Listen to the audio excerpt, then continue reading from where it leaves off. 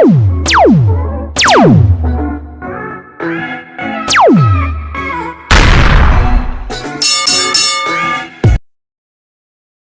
up, my Central Units? It's the Central Man here, so back again with another WCW pay-per-view review. 1999 was the beginning of the end of WCW's popularity. You had the first Nitro of 99, you had Kevin Nash versus Hulk Hogan for the WCW World Heavyweight Championship.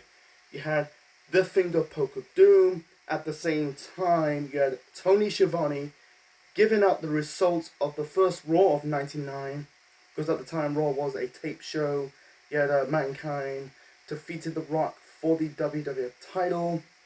Yet 1999 was the end of WCW's golden years. You know, it started in the second half of 1996. It continued in 97 and 98. Yeah, by the time we hit 1999, you can tell into the second half of that year, you can tell WCW was in its beginning of the end. It's just a damn shame. But anyway, so the last WCW pay-per-view of 1999 I review on this channel was Sold Out 99. So that was in the first month of 99. That pay-per-view, Sold Out 99. So traveling 2 months, I'm going to review WCW Uncensored 99 at the Freedom Hall. I think it's called the Freedom Hall. I'm on Wikipedia, by the way. Yeah, preparation for this review of Uncensored 99. Yep, it's called the Freedom Hall in Louisville, Kentucky. I'm guessing that's the home of KFC. On the 14th of March, 1999, the attendance for the show was 15,930. And this show received about 325,000 pay-per-view buys. I think it's a downgrade than Uncensored 98. But you can tell, like, Sold Out the previous month, I think they produced about 485,000 pay-per-view buys. This show received about 325,000. You can tell, like, the buy rates in WCW was starting to go downwards. It's, like I said, it's the beginning of the end of WCW's popularity. Yeah, the commentators for the show are Tony Schiavone, Bobby the Brain Heenan, and the Professor Mike Tenay. So the main event, you had the steel cage match. We'll get to the steel cage match in the main event later on in this review. So yeah, I'm gonna check the result. I'm gonna check it. By the way, before we get to the matches of Uncensored 99. I think, yeah, you can tell it's the beginning of the end. It's just like, of their popularity, you know, the World Wrestling Federations, they're on the rise. You had the whole McMahon-Austin feud, and also you got the road to WrestleMania 15. It's funny, this pay-per-view is on the same month as WrestleMania 15, but the main event was a bit better. You had Rock and Austin. You know, because you can tell the reason why WCW, I think, started to decline because the focus on the older stars instead of the younger stars. Yeah. Anyway, so Uncensored, yeah, it is, downgrade than Uncensored 98, because Uncensored 98 received about 450,000 people buys. Anyway, let's get back to the match on the show, the matches on the show. So the first match to kick off Uncensored 99. This is for the WCW Cruiserweight Championship. Billy Kidman defending the belt against Mikey Whipwreck. This is Mikey Whipwreck's first WCW pay-per-view match. He came from ECW. The match was good. The match is good. Sorry, I stumbled by it a bit. The match was good. I really like this match between Kidman and Whipwreck. The pacing of the show was a bit slow. It's just what it is. You know, I think when Russo came along, you know, the pacing of the shows get a little bit faster. Anyway, so the match was good. I really like it. Whipwreck, you know, had a good showcase. There's one spot I'm talking about. Whipwreck hit Kidman. I think it was kind of like face busted him onto the barricade. And how the hell Kidman's face did not broke in this match, you know, and also Whipwreck toe-hold Kidman into the steel steps, you know. I'm trying to keep it short and simple, folks. I think Whipwreck trying to hit Kidman with I think it was going for like a power bomb, but Kidman countered into a face buster, hit the shooting star press for the win. It's a shame for Rip Rag. He never had a run in WCW. He had a forgettable run. I think he's there for the paycheck. He ended up going back to not WCW. He ended up going back to ECW. I think it was later on in the year. I don't know. He didn't. It's funny that he went to WCW and didn't do nothing. He's there. I think he's there for a paycheck. Because ECW don't really have the financial resources as WCW and the WWF. So the next match, we got the Harlem Street Fight between Stevie Ray and Vincent. Vincent is Virgil, formerly known as Virgil in the WWF in the 1980s, early 90s. He was the servant of the $1 Million Man, Ted DiBiase Sr. And this is, like I said, this is the leadership of the NWO Black and White. So, like I said, going back to the first Nitro in 99, in 98 you had the NWO Black and White feuding with the NWO Wolfpack, and then on the Nitro of 99 they kind of formed the super group, and I'm going to talk about it. Why are they doing this? The super group of NWO Black and White and the Wolfpack, they've been feuded the previous year in 98. I think at this point in the time, the NWO stuff was getting stale. It was just a desperate attempt to selling more t-shirts. Why? I don't get it. It's just a super group, or it's just a massive super group. I think it was on that same Nitro, and it's just like, really? Anyway, so this match between Stevie Ray and Vincent, the match sucked. And one kicker about this match, this is a Harlem Street Fight, and there was no weapons used in this match. It was a massive brawl. It was basically a brawl. I'm trying to keep it short and simple, folks. So, in the end, you had Horace Hogan throwing some kind of some object. I don't know what it is. And Horace Hogan says, I don't care who get knocked out first. I'm the leader of the NWO Black and White. So, in the end, Stevie Ray hit the flapjack onto Vincent for the win. Vincent, I don't know if they got kicked. I think as the moment time the NWO would end up, I don't think they had an official breakup of the group.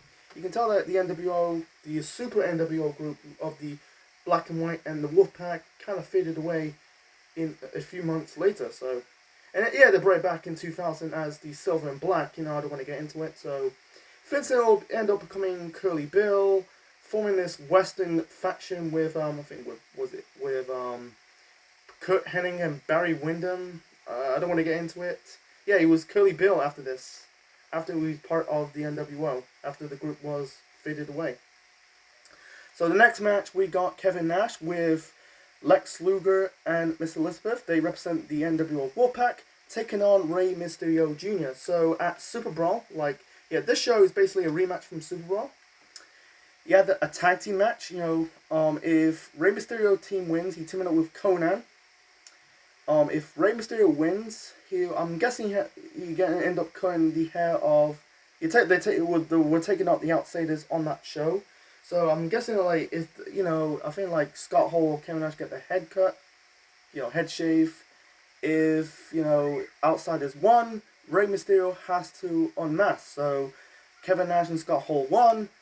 Mysterio unmasked, and that was a bad decision call, because Rey Mysterio looks like an actual toddler, and I think the best thing for his career is putting the mask on when he was in WWE in 2002. It's for the best, man, because he was never that marketable when he was without the mask Rey Mysterio in the 99 2000 bit of WCW.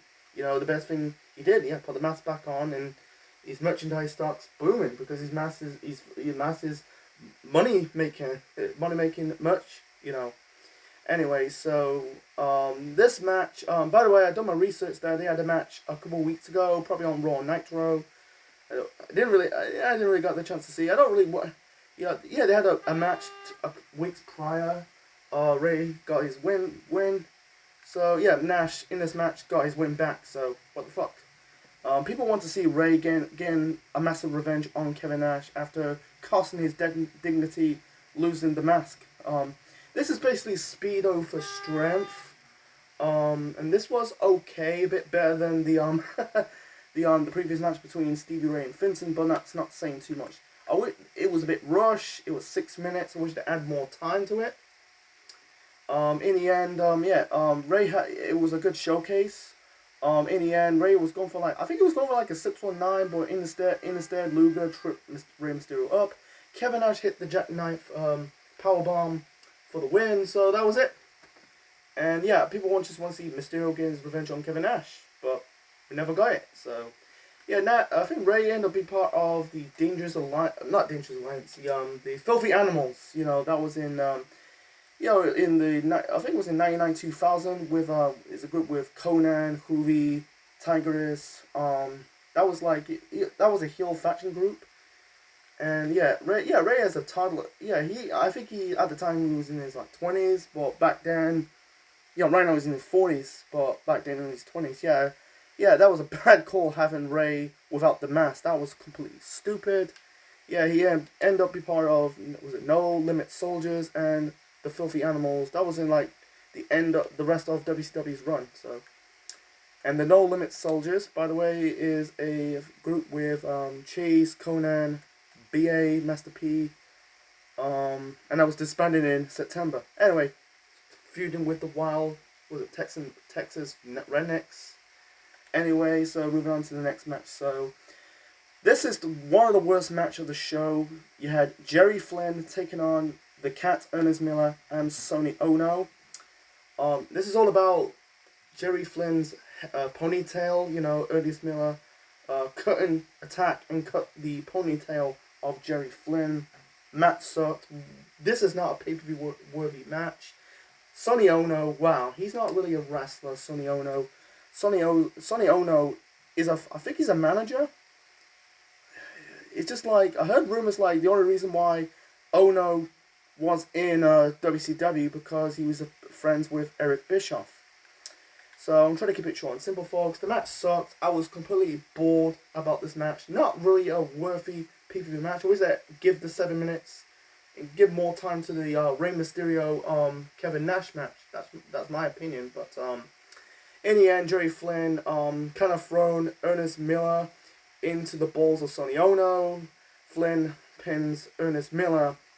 Not Flynn. Oh, he pins Sonny Ono for the win. So that was very confusing because Sonny Ono's wasn't tagged in. So that was a bit shitty.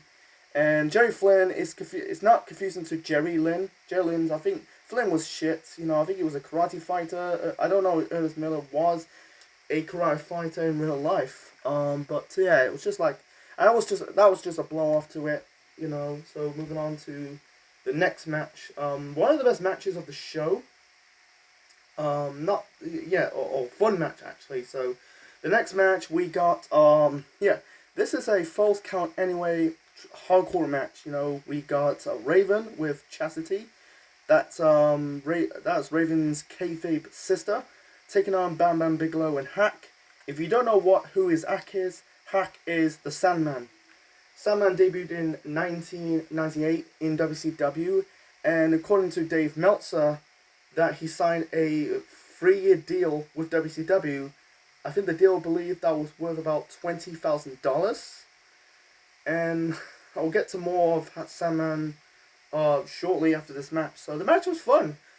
One nitpick about it was a bit boring. I wish they cut 5 minutes off this match. You know, it was fun. You know, with the weapons. There was an iron board and trash cans. There's one moment like you had Raven and I think it was Raven and Bam Bam Bigelow kind of helped to put Hack through a table, but the table did not break. And then I think Bam Bam Bigelow put Hack through the table after the first attempt was failed. In the end, you had Chastity spraying. Funny that I think Bam Bam Bigelow was going to hit Chastity in a box. There was a small box. Chastity was inside the box.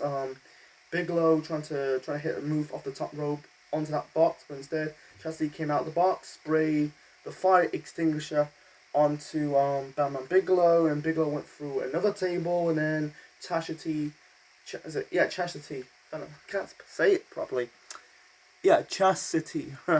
Anyway, Chastity sprayed Raven with the same fire extinguisher, and then dive headbutt onto the balls of Raven. Hack pins Raven for the win.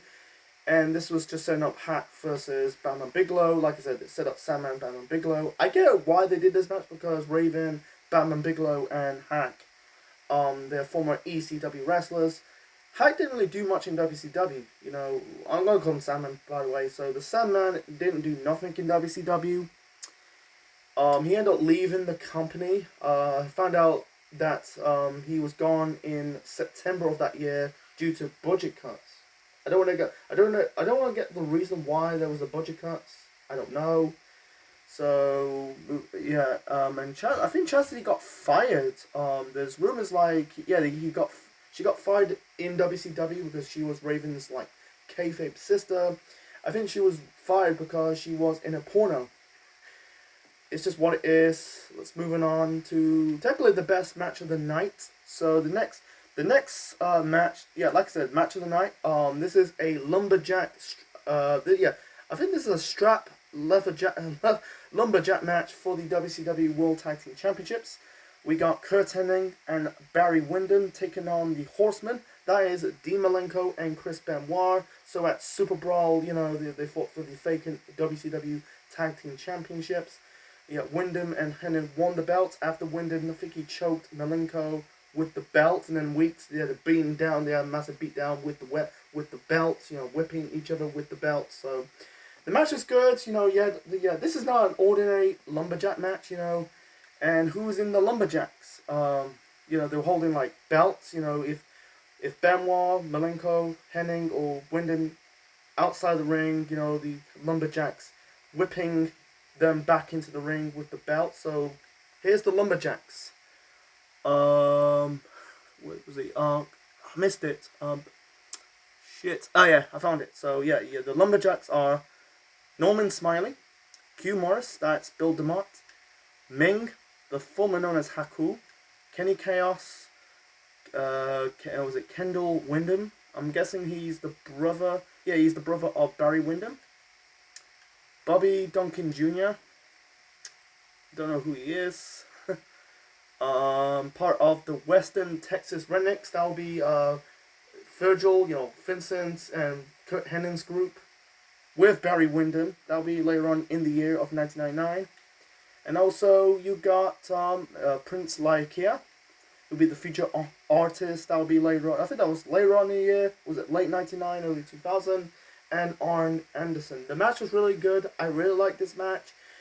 You know, back and forth between both tag teams. In the end, Arn Anderson hit Kurt Hennig with, I think it was an iron tire for the win. He hit Windham, not Windham. He hit Hennig in the head with the iron tire. The tire iron. It's basically this, you know, you work with cars. You know, tire iron. Trying to say. Anyway, so Benoit, you know, hit the diving headbutts for the win. Yeah, it was a good match, you know. So moving on to, you know, to another good match, you know, in my opinion. So the next match, this is a dog collar match. You got Perry Saturn taking on Chris Jericho. So they've been feuding for months now. I think they started this feud in January. They've been feuding since January. Jericho won the match at Sold Out. It's been a long time since I reviewed Sold Out. That was in the start of 2021 when I reviewed Sold Out 99. And for January and February, you know, for Jericho beat Perry Saturn at Sold Out and Super Brawl. So this is the blow off to this rivalry. This is a dog collar match. Jericho was acting heelish. He grabbed the mic, I think he called Perry Saturn Luke Perry, and, you know, asked Ralphus at the time was Jericho's bodyguard. Ralphus refused, and he gave Jericho a mouth guard, and that was it. The match was fun. I really liked this match. You know, Saturn came out with a look. You know, he was wearing like green eye contacts and wearing makeup. That is completely weird. You know, I'm guessing it's going for some gothic shit.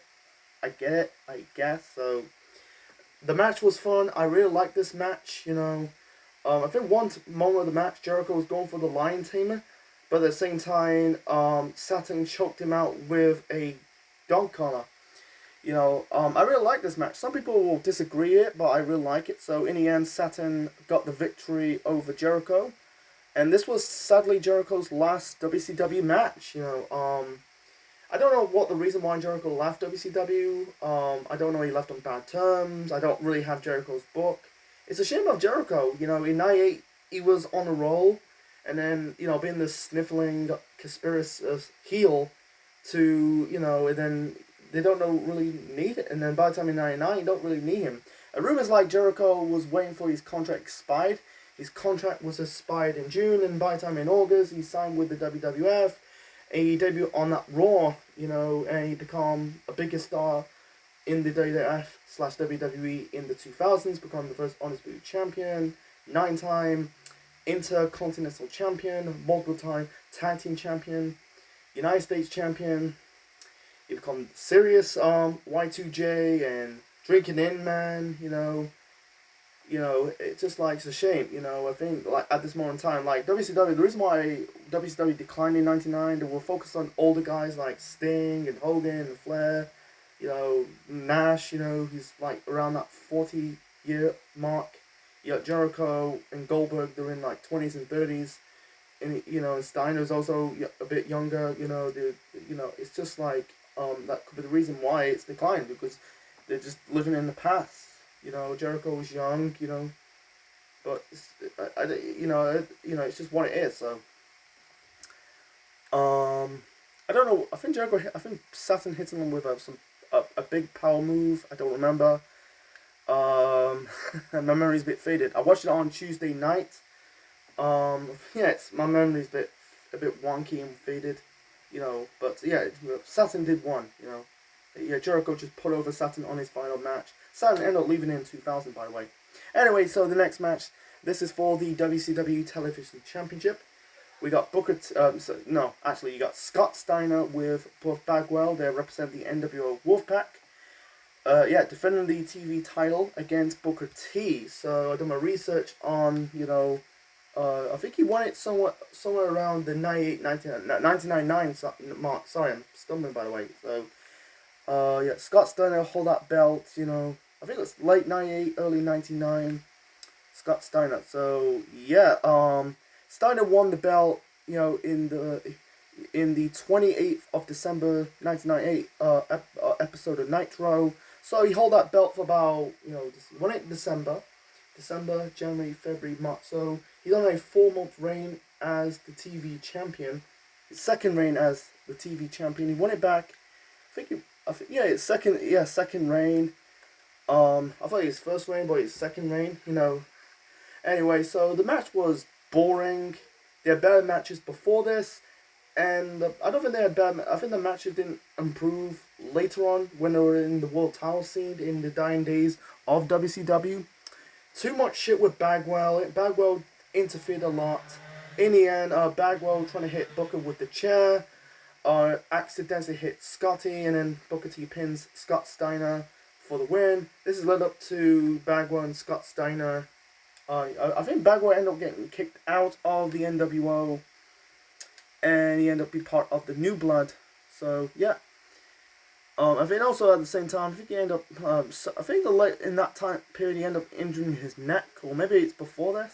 I don't really know. So, it's a good one for Booker T. Booker T always become TV champion before. It's not like it's new to him. He's celebrating like he won the title for the first time.